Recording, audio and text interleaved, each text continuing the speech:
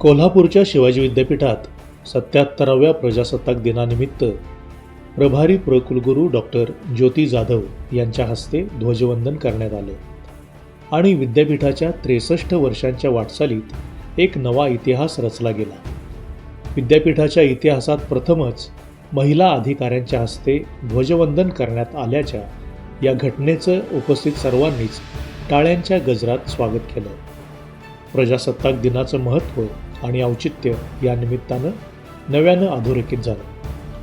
सावित्रीबाई फुले पुणे विद्यापीठाचे कुलगुरू आणि शिवाजी विद्यापीठाचे प्रभारी कुलगुरू डॉक्टर सुरेश गोसावी यांच्या हस्ते पुणे विद्यापीठात ध्वजवंदन करण्यात येणार असल्यानं प्रभारी कुलगुरू डॉक्टर ज्योती जाधव यांच्या हस्ते आज सकाळी ठीक 8 वाजता शिवाजी विद्यापीठात ध्वजवंदन करण्यात आलं। विद्यापीठाच्या 63 वर्षांच्या इतिहासात प्रथमच महिला अधिकाऱ्यांच्या हस्ते ध्वजवंदन झाल्यानं शिवाजी विद्यापीठातील सर्वच घटकांना त्याचा मोठा आनंद आणि अभिमान वाटला।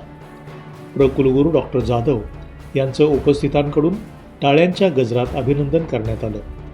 डॉक्टर जाधव यांनी यावेळी सर्वांना प्रजासत्ताक दिनाच्या हार्दिक शुभेच्छा दिल्या।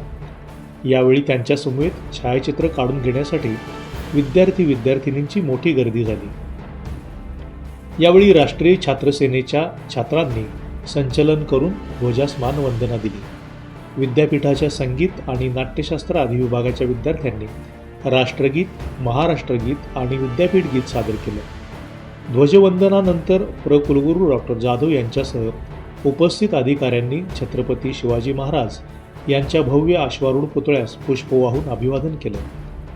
यावेळी कुलसचिव डॉक्टर विलास शिंदे, परीक्षा व मूल्यमापन मंडळाचे संचालक डॉक्टर अजित सिंह जाधव, वित्त व लेखाधिकारी डॉक्टर सुहासिनी पाटील, विज्ञान व तंत्रज्ञान विद्याशाखेचे अधिष्ठाता डॉक्टर राजाराम गुरव, मानवशास्त्र विद्याशाखा अधिष्ठाता डॉक्टर महादेव देशमुख, विद्यार्थी विकास विभागाचे संचालक डॉक्टर तानाजी गुरव, क्रीडा व शारीरिक शिक्षण संचालक डॉक्टर शरद पनसोडे, इनोव्हेशन व इन्क्युबेशन केंद्राचे संचालक डॉक्टर सागर डेळेकर, बॅरिस्टर बाळासाहेब खर्डेकर ज्ञानस्रोत केंद्राचे संचालक डॉक्टर धनंजय सुतार, माजी अधिष्ठाता डॉक्टर श्रीकृष्ण महाजन, व्यवस्थापन परिषद सदस्य सिद्धार्थ शिंदे यांच्यासह विविध अधिकार मंडळांचे सदस्य, अधिविभागांचे प्रमुख, शिक्षक, प्रशासकीय अधिकारी, कर्मचारी आणि विद्यार्थी-विद्यार्थिनी मोठ्या संख्येने उपस्थित होते।